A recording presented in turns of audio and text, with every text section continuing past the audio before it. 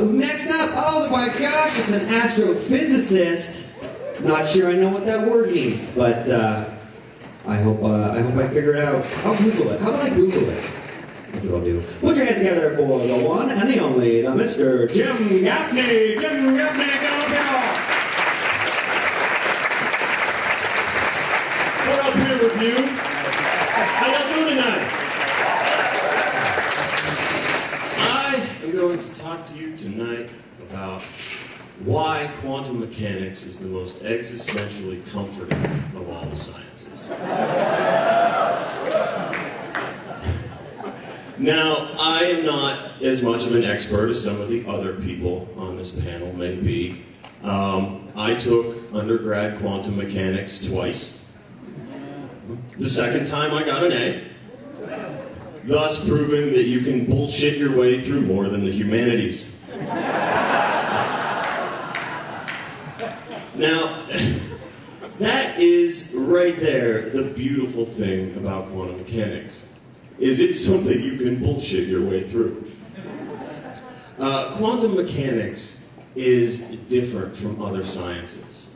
While most scientific disciplines are built on, true and false, black and white, or we have a fully defined system so we know exactly what we're going to end up with, quantum mechanics is not. Quantum mechanics is all about shades of gray and uncertainty. And this allows art and faith to stick their greasy little tendrils into a physical science.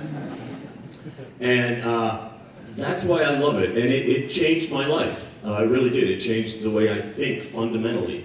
Quantum mechanics was literally a religious experience for me.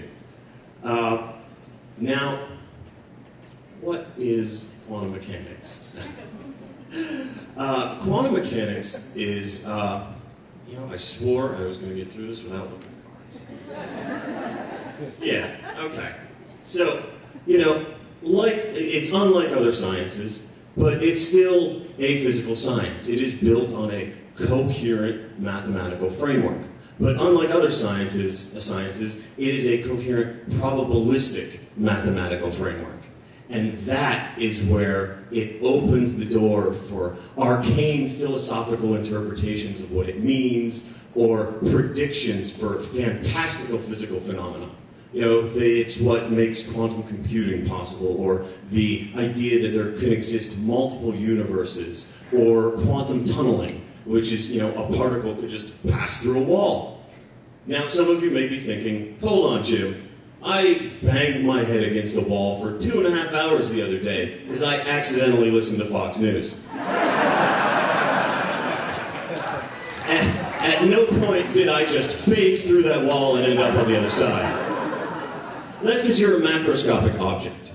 And quantum mechanics is all about the realm of the very small. It comes out of the wave-particle duality of matter. Much like Jesus was 100% human and 100% divine, matter is 100% a wave and 100% a particle. It exhibits characteristics of both. And when you get to subatomic particles, electrons, bosons, hadrons, whatever you want to call neutrinos, the wave characteristics begin to take over and become more prevalent. Now, we have noted cat lover Erwin Schrödinger to thank for our ability to work with this mathematically. He developed the wave equation. And the way we work with this to make it easier so our human brains can deal with it, because it's a very complicated piece of math. Ancient Greeks could probably read it as a sentence, which I think would translate to "your cat's dead." But we look at it through the lens of statistics. And that's how we get all these strange phenomenon in this indeterminates, which was the first major hurdle for quantum mechanics, was indeterminates. That you could have a fully defined system, and you could put your input and say, what am I going to get out of it? And quantum mechanics would be like, a couple things. Could not give you a concrete answer. And some scientists at the time had a real problem with this. And if you ever heard that quote from Einstein, that God does not play dice with the universe, this is what he was talking about. It was the probabilistic and statistical interpretation, or the indeterminants that comes from that in quantum mechanics. But this all dovetails into the second major issue with quantum mechanics, the second major hurdle, which was not only a problem for quantum physicists, but also for insecure men. And this is the measurement problem. And what this is why, if there is a probabilistic wave function that, say, let's take Schrodinger's cat. I stick a cat in a box with a 50% chance that it can live or die. I don't know what it is until I look at it, until I measure it. And I open the box and I see it's dead, and every time I look at it, it's still dead. Side note, my cat is always dead, which is something my therapist and I are working on. But it never changes. So why, if this wave function says it's 50% alive or 50% dead, after I see it, why is it always dead? That is the measurement problem. And this broke physicists up into three major camps. There was the first camp, the agnostics, which is where I would have been, because this was the camp of lazy people. And their approach was, hey, we can't answer the question, so why bother asking? They were wrong. And I'm going to hand wave a lot of this, because it's quantum mechanics.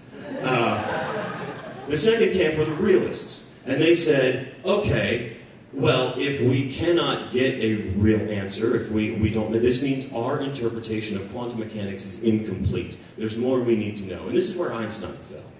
And then there was the third group, of which Niels Bohr was a big member. And this was the orthodox interpretation, the orthodox camp.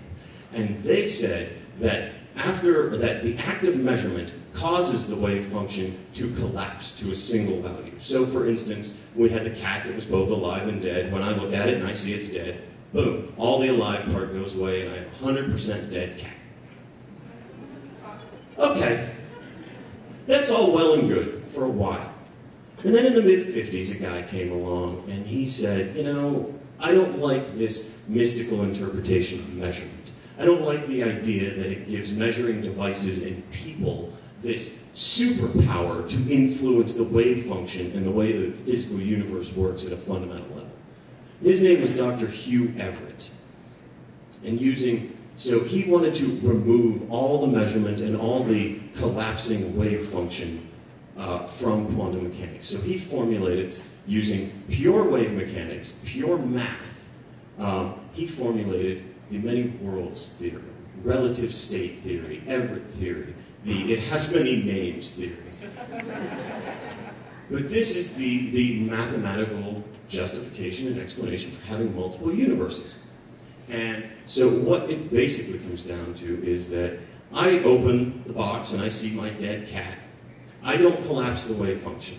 It is simply the supposition of the whole universe's worth of wave functions that only allow me to perceive this dead cat. There still exists the other part of the wave function of the live cat. And there is another universe somewhere out there where another me is opening that box and seeing a live cat. So, if you ever wanted to feel like a god, flip a coin. Because you'll see tails, and somewhere out there, you just created a universe where you flipped a coin and saw heads. And this is what gives me great comfort. I'm sorry, Jesus, but if it comes to putting my faith in stories that have been passed down through humans for thousands of years, or math, I'm going to take the math. And I find a lot of comfort knowing that there are worse off versions of me out there somewhere. And there's also great hope in knowing that there are versions of me that have gotten better. Somewhere out there is a Jim that has solved world hunger. Somewhere out there, there's a Jim that is a choreographer for Shakira. Somewhere out there, there's a Jim that doesn't pee in the sink. There's hope to be better. And I like to put my faith in this because it also explains things that I don't understand. For instance, maybe Fox News isn't an evil propaganda organization. Maybe they're just giving me the news from a universe I don't live in.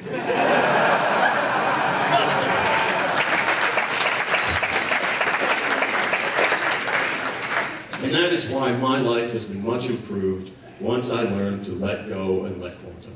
Thank you all very much.